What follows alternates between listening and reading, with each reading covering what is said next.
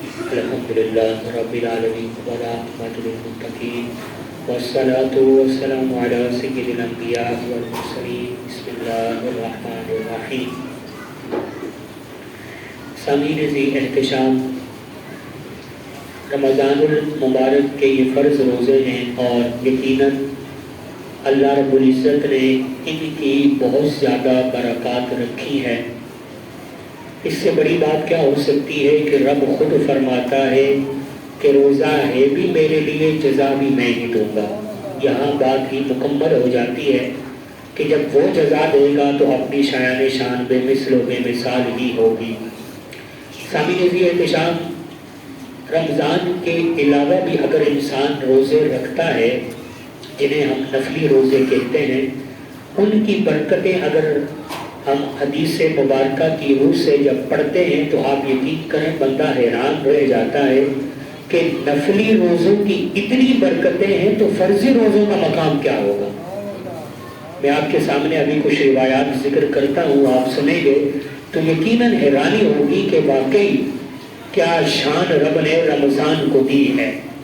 اللہ کے محبوب علیہ السلام فرما رہے ہیں، سیدنا ابو ہریرہ رضی اللہ تعالیٰ عنہ راوی ہیں کہ اگر کسی آدمی نے ایک دن کا نفلی روزہ رکھا، وہ فرضی بھی نہیں ہے، نفلی روزہ ہے، اس نے اللہ کی رضا کے لیے کسی دن بھی رکھ لیا رمضان کے علاوہ، ایک دن کا نفلی روزہ رکھا، پھر اسے یعنی اس شخص کو اس کے بدلے میں زمین کے برابر زمین بھر سونا دیا جائے، جتنی رب نے کائنات میں یہ زمین کا نظام بچھایا ہے، زمین کے برابر سونا دیا جائے، جتنی بھی زمین ہے اللہ تعالیٰ کی، اس کے برابر اس بندے کو سونا دیا جائے۔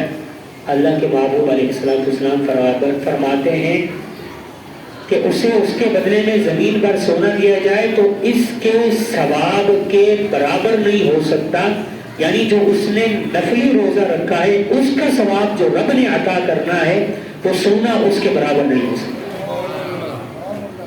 سمجھ گئے بات؟ آپ سمجھ گئے ہوں گے کہ نفلی روزے کا ثواب جو رب نے دینا ہے وہ ثواب اس سونے کے برابر نہیں ہو سکتا۔ سونا بل بھی ہلکا ہو جائے گا، ثواب بھاری ہو جائے گا، سوائے حساب کے دن کے کہ اسے اس روزے کا ثواب حساب کے دن ہی رب پورا عطا فرمائے گا۔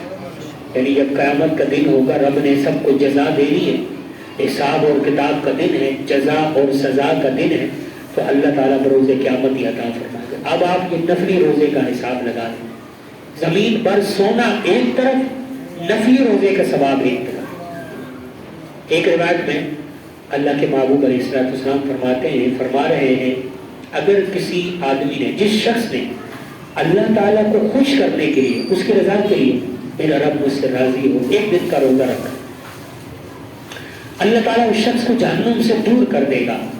جہنم سے کیا کرے گا؟ دور کر دے گا۔ اور پھر آپ نے، سرکار نے یہ بھی ارشاد فرمایا کہ دوری کتنی ہوگی اس شخص کی جہنم سے، ڈسٹینس یعنی فاصلہ کتنا دور ہوگا، وہ کتنا دور کر دیا جائے گا، یا بالکل قریب اور دور کتنا دور ہوگا۔ اللہ کے محبوب علیہ السلام نے فرمایا یہ دوری اتنی ہوگی کہ کوا ہوتا ہے، بچپن میں اڑنا شروع کرے، کہتے ہیں نا اس کی عمر بھی زیادہ ہوتی ہے، اڑنا شروع کرے، اڑتا رہے یہاں تک کہ بوڑھا ہو کر مرے تو اس دوری کو تب جا کر طے کر سکے، اتنی دوری ہوگی۔ کوا بچپن میں اڑنا شروع کرے، اڑتا رہے، ایک لمحے کے لیے بھی اس کی اڑان میں کمی نہ آئے، پرواز اس کی جاری ہے، اڑان اس کی جاری ہے، بوڑھا ہو کر مرے تب جا کر وہ اس دوری کو طے کر سکے۔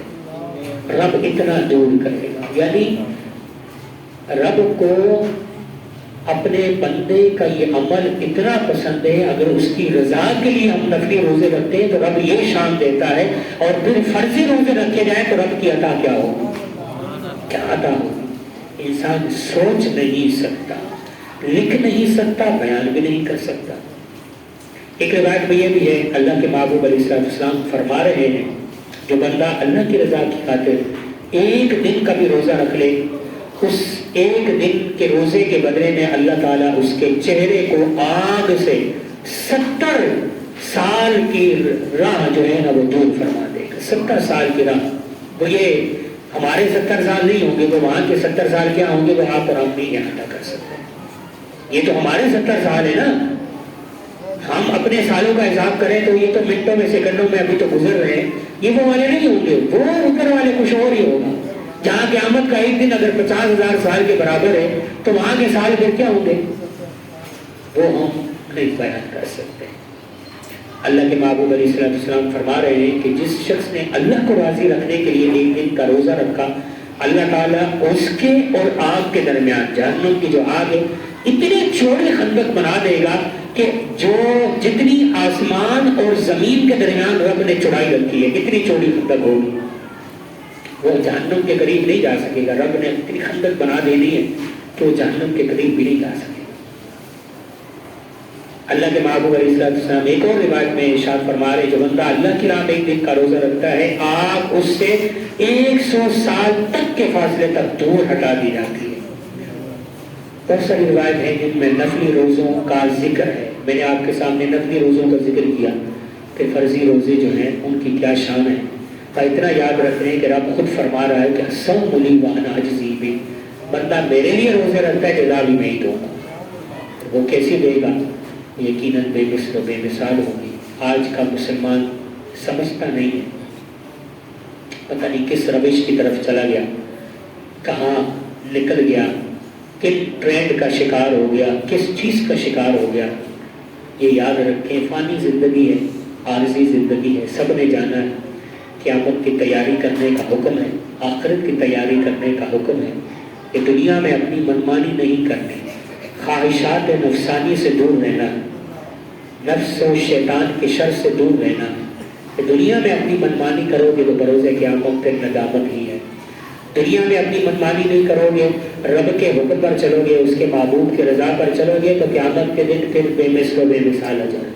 پھر وہاں شرمندگی نہیں ہو سکتی, پھر وہاں ندامت نہیں ہو سکتی, وہاں پھر بہت ہی اعلیٰ نظام ہے. اللہ کی بارگاہ میں دعا ہے اللہ تعالیٰ ہم سب کو عمل کرنے کا نصیب فرمائے.